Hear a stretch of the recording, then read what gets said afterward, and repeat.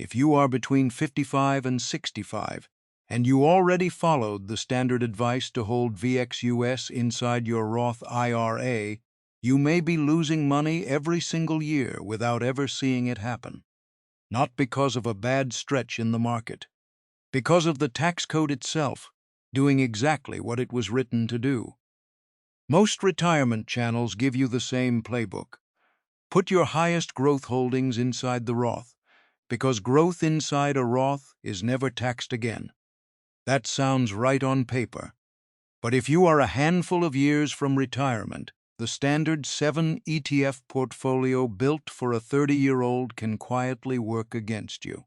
Here is the piece almost nobody mentions. When an international fund like VXUS pays you a dividend, foreign governments take their cut first, usually close to 15%, before that money ever lands in your account.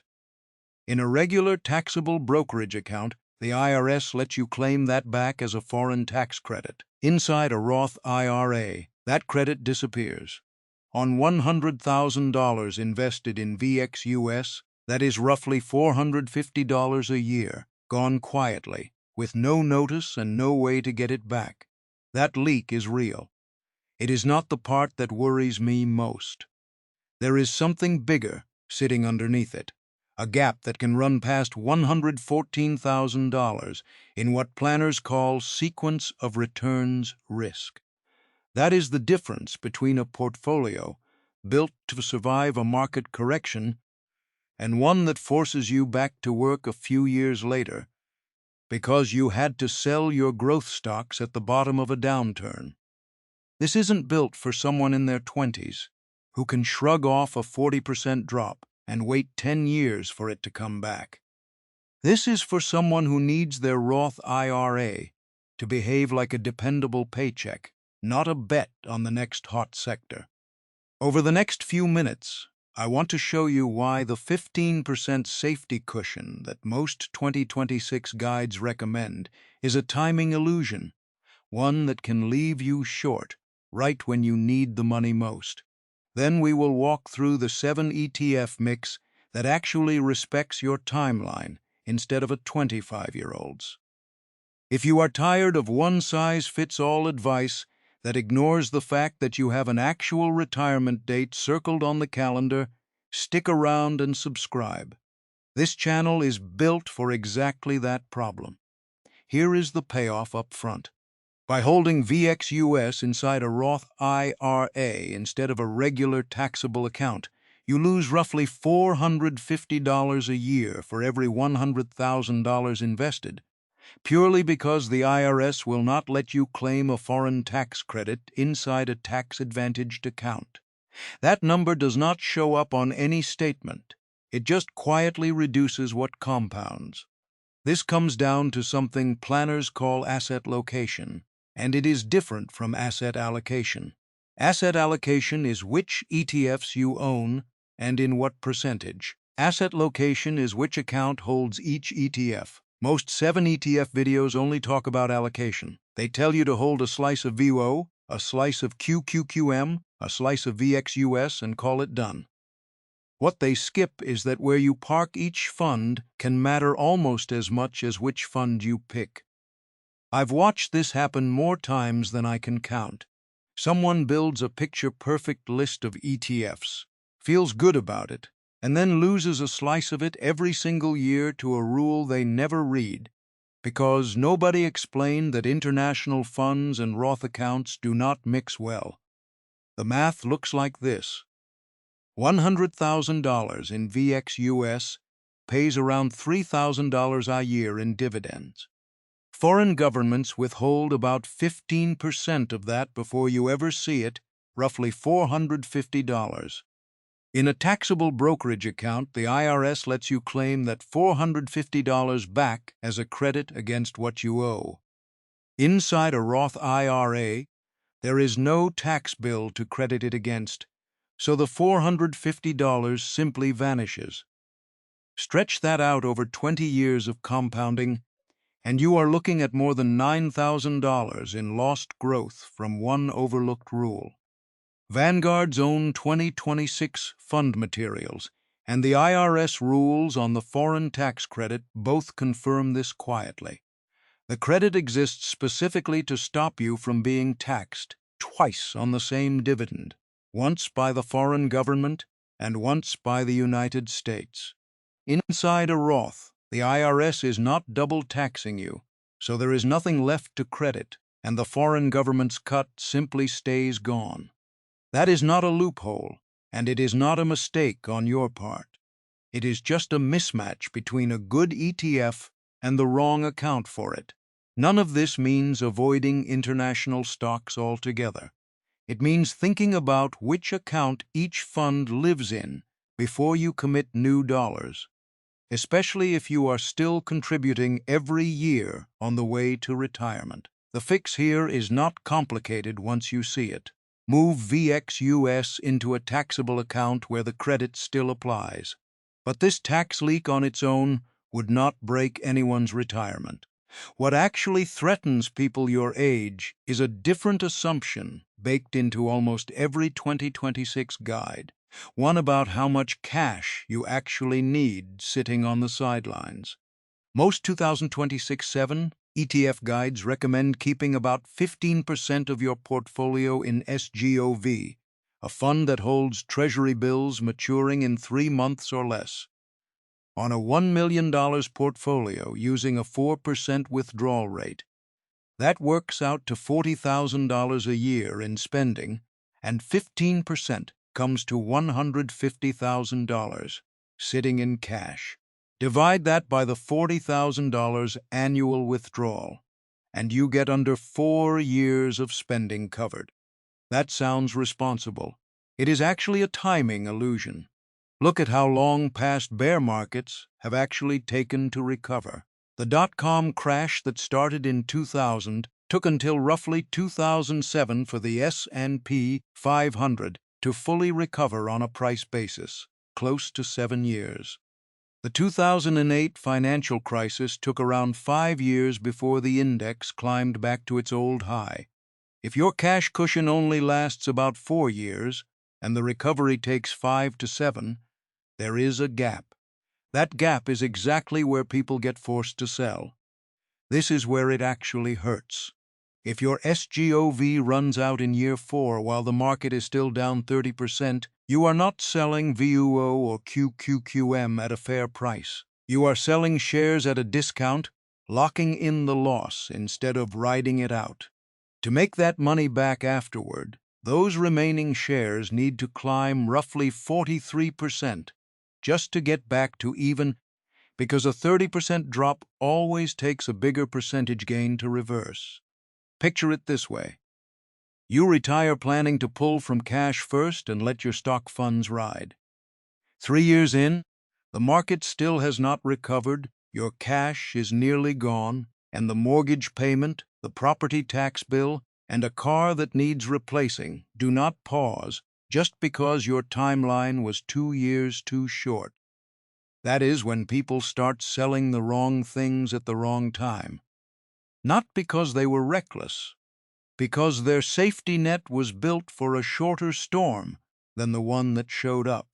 I used to think 2 years of cash was enough, until I watched people go through 2008 and start panicking by year 3, right as their cushion ran dry.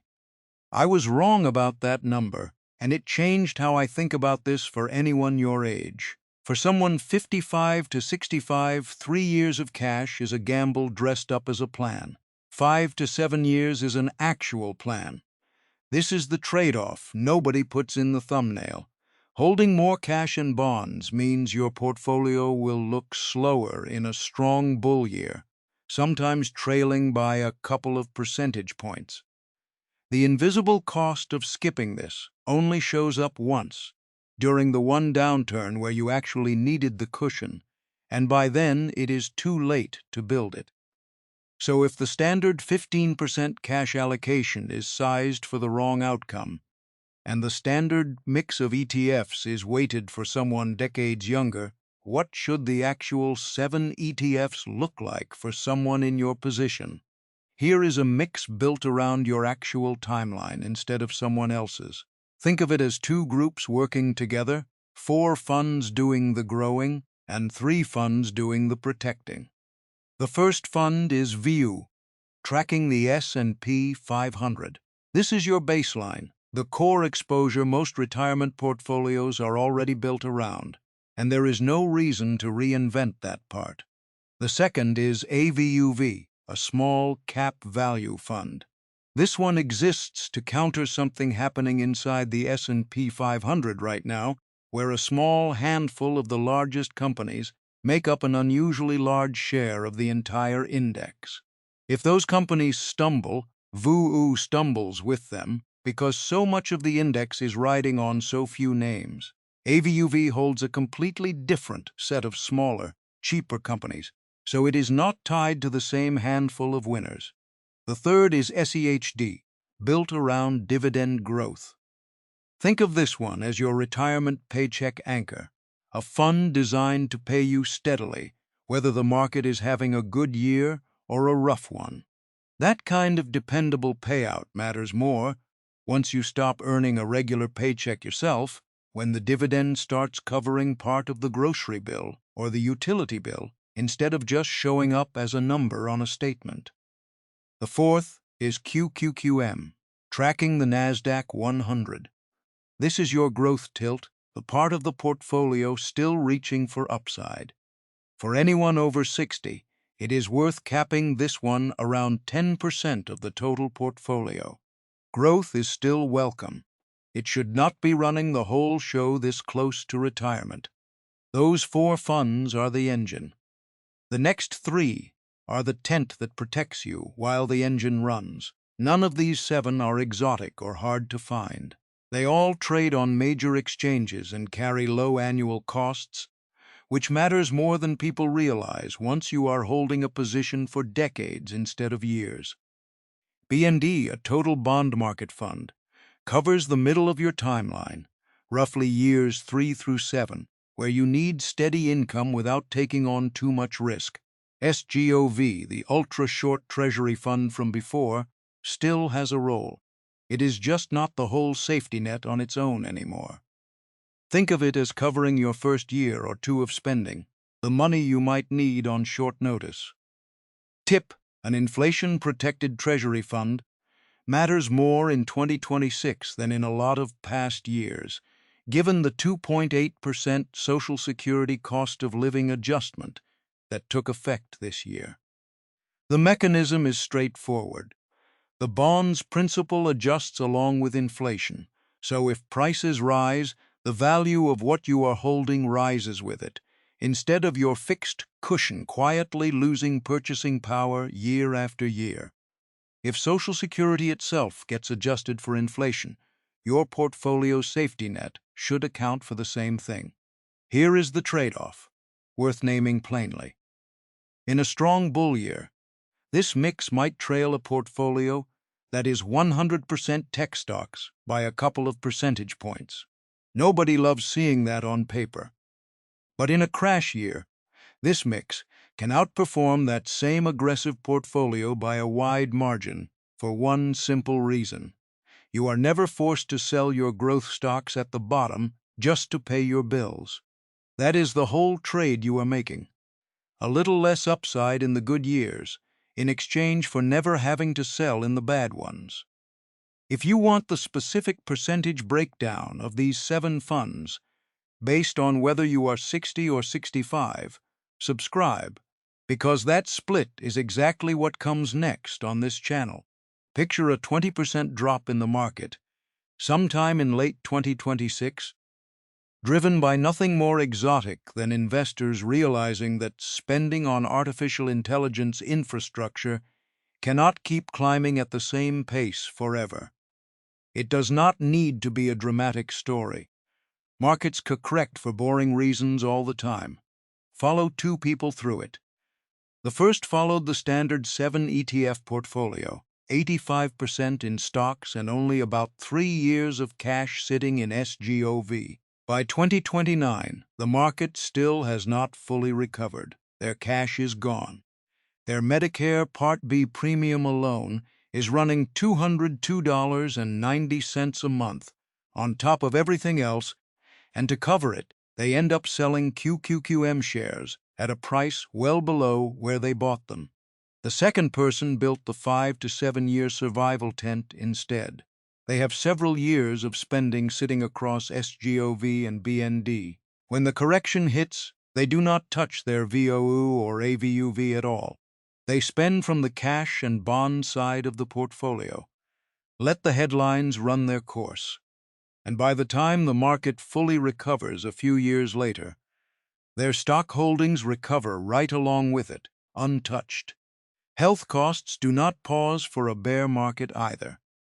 Between Medicare premiums, a mortgage that does not care what the S&P 500 did last quarter, and a car that eventually needs replacing, the bills keep arriving whether your portfolio is up or down that month.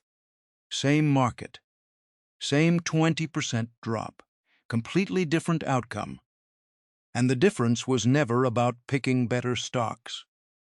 It was about how much time each person had bought themselves before they were forced to make a decision under pressure.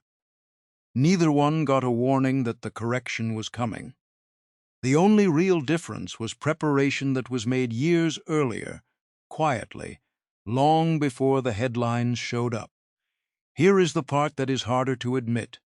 Plenty of smart, careful people still end up in the first group, not because they did not understand the math, but because something else was pulling them toward taking on more risk than their timeline could actually support. If the math is this clear, why do so many people still ignore it? Most of the time, it is not a math problem. It is a memory problem. We have just spent close to 15 years watching technology stocks lead almost every rally.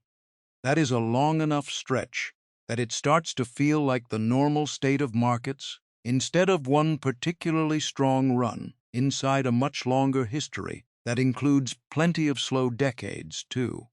It is hard to sit in bonds and short-term treasuries when someone you know made 30% on a single stock last year. You start to feel like you are falling behind, even when your actual goal was never to beat your neighbor. It was to make sure your money outlasts you. That single reminder is worth repeating any time a headline about someone else's winning trade starts to creep into your own decisions. I remember sitting at a diner recently, listening to a guy about my age talk about going all in on artificial intelligence stocks. It felt a little like 1999 again. The coffee was good. His plan was the part that worried me. One shift helps more than people expect. Stop asking how much can I make. Start asking how many years of freedom this portfolio buys if the market dropped to zero tomorrow and never came back. That question reframes everything because it is not really about returns anymore. It is about duration, about how long your money can carry you, no matter what the headlines are doing that month. You are not behind because you are asking this question later than you would have liked. You are actually ahead of most people your age because most people never ask it at all. Let's bring this together into 3 moves you can actually make. Move your VXUS holdings into a taxable brokerage account where the foreign tax credit still applies, instead of losing that credit inside your Roth. Build a 5 to 7 year survival tent using SGOV, BND, and TIP, instead of the standard 3-year cash cushion most guides recommend. And use a 7 ETF mix, VOU, AVUV, SCHD, and QQQM for growth, SGOV, BND, and TIP for protection, sized around your actual age and timeline rather than a generic template built for someone decades younger. You have put in 30 or 40 years of work to get here. At this stage, the goal is not to win the market. The goal is to not lose it, to make sure the money you have already built keeps doing its job no matter what the next few years bring. None of this requires predicting the next crash or timing anything perfectly. It just requires knowing which account holds which fund and giving yourself enough runway that you are never forced to sell at the worst possible moment. Revisit that runway once a year, adjust it as your own timeline gets closer, and let the rest of the plan run quietly in the background. If this kind of retirement math, the kind that actually respects your timeline instead of treating you like a 25-year-old with 40 years to recover, is useful to you, subscribe to this channel. There is more of it coming.